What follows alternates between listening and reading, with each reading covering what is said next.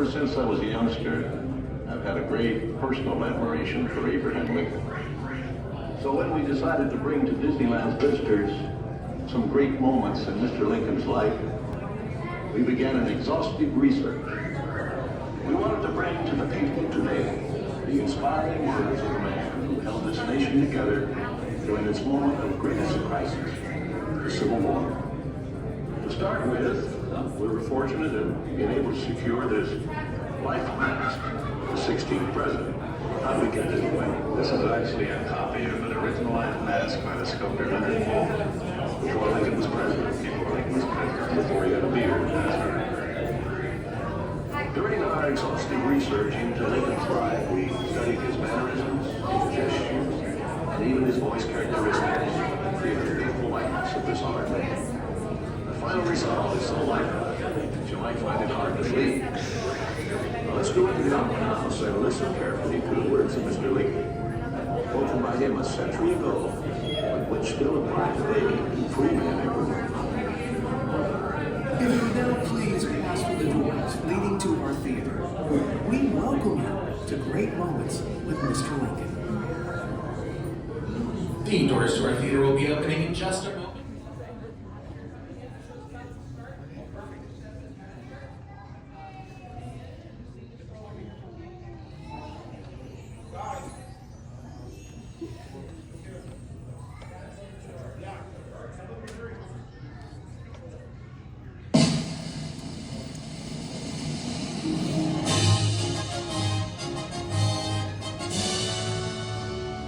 Ladies and gentlemen, we welcome you to Great Moments with Mr. Lincoln.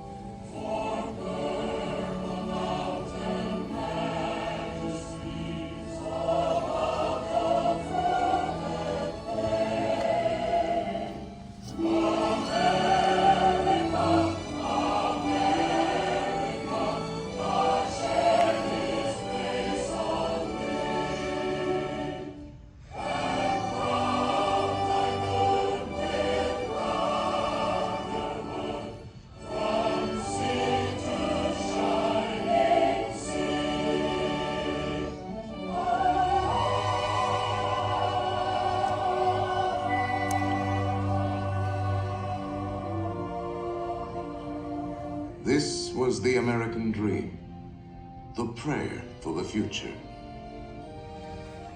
But that golden goal was not to be had without cost. The American way was not gained in a day. It was born in adversity, forged out of conflict, perfected and proven only after long experience and trial. In all of history, no man was dedicated to this dream more than the 16th president of these United States, Abraham Lincoln. Here in his own words is what he once wrote about himself. For at that time, very few people outside Illinois knew very much about this man from the prairie. I was born February 12th, 1809, in Hardin County, Kentucky. My father removed from Kentucky to what is now Spencer County, Indiana, in my 8th year. It was a wild region, with many bears and other wild animals still in the woods. There I grew up. I was large for my age, and had an axe put into my hands at once. And from that to my 23rd year, was almost constantly handling that most useful instrument. I think that the aggregate of all my schooling did not amount to 1 year. At 21, I came to Illinois. Thought of trying to study law. Rather thought I could not succeed at that without better education. I borrowed some law books, took them home, and went at it in good earnest. In 1854, the law profession had almost superseded the thought of politics in my mind, when the repeal of the Missouri Compromise aroused me as I had never been before. What I have done since then is pretty well known. If any personal description of me is thought desirable, it may be said I am in height, 6 feet 4 inches, nearly, lean in flesh, weighing on an average of 180 pounds, dark complexion, with coarse black hair and gray eyes, and no other marks or brands recollected. Yours very truly, A. Lincoln. Abraham Lincoln became president faced with the terrible threat of civil war, a thing he dreaded, yet a calamity he was prepared to meet if he must. Without union, the Constitution is only a piece of paper. I know there is a God, and that he hates injustice and slavery. I see the storm coming. I know his hand is in it. If he has a place, work for me. And I think he has. I believe I'm ready. And with God's help, I shall not fail.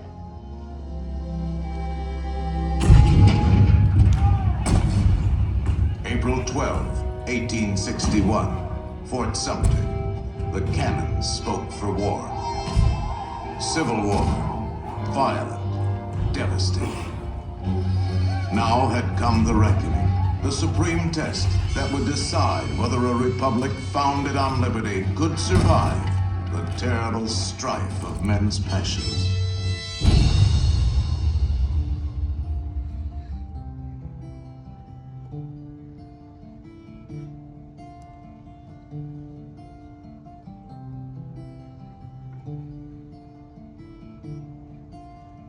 Two brothers on their way, two brothers on their way, two brothers on their way, one more blue and one more gray.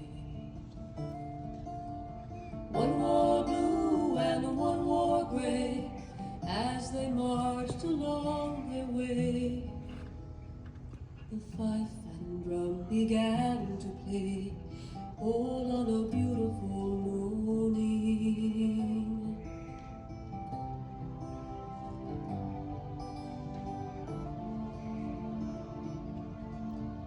One was gentle, one was kind. One was gentle, one was kind.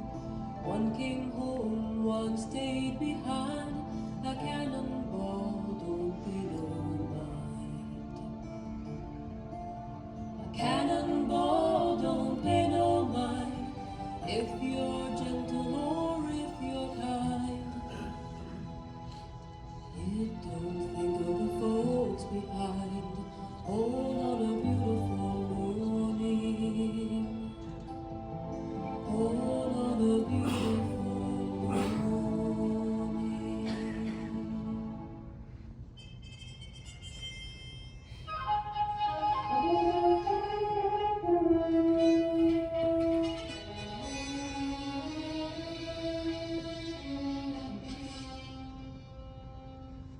47 years ago, our fathers brought forth on this continent a new nation, conceived in liberty and dedicated to the proposition that all men are created equal. Now we are engaged in a great civil war, testing whether that nation, or any nation so conceived and so dedicated, can long endure. 10 brief sentences, so simple, so direct.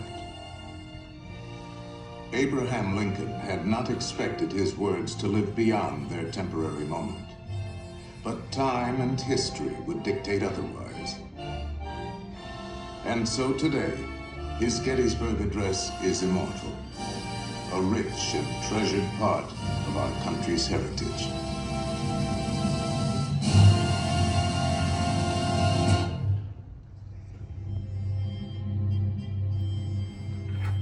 We pay tribute here not to a man who lived a century ago, but to an individual who lives today in the hearts of all freedom-loving people.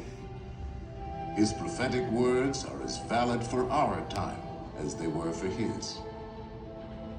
And now, the skills of the sculptor and the talents of the artist will let us relive great moments with Mr. Lincoln.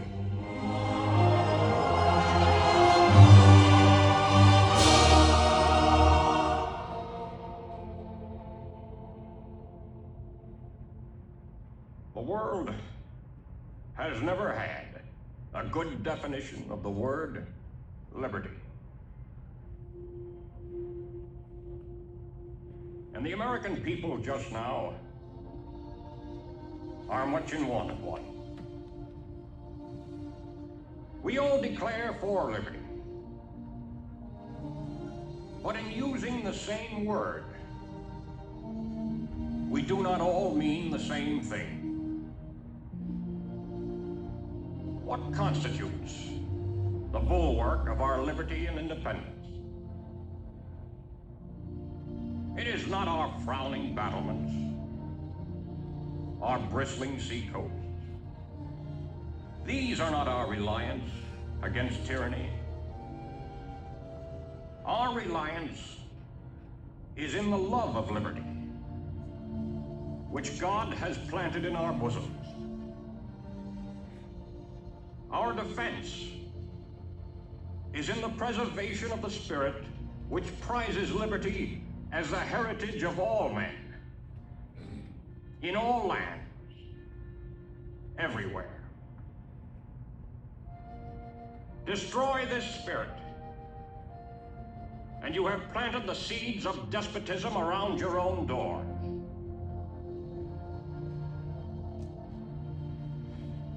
At what point shall we expect the approach of danger?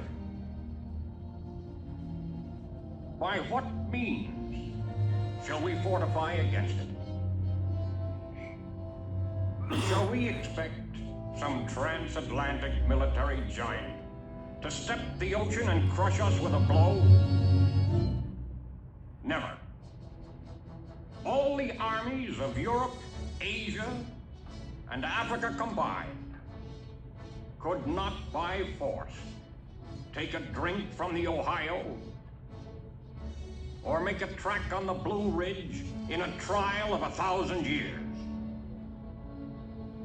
At what point, then, is the approach of danger to be expected?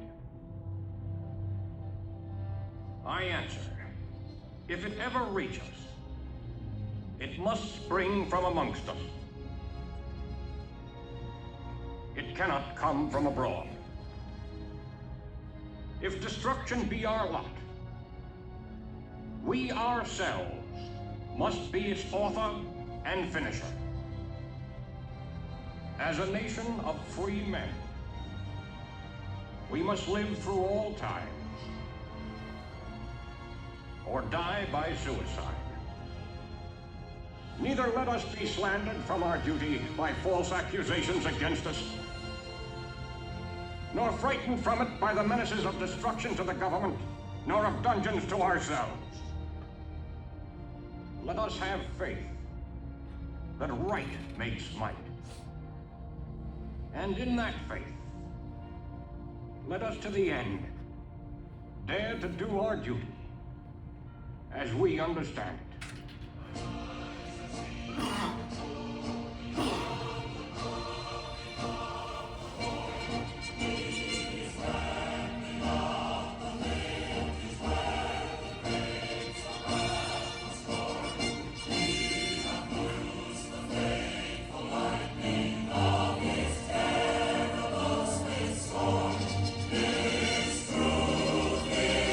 Marching on.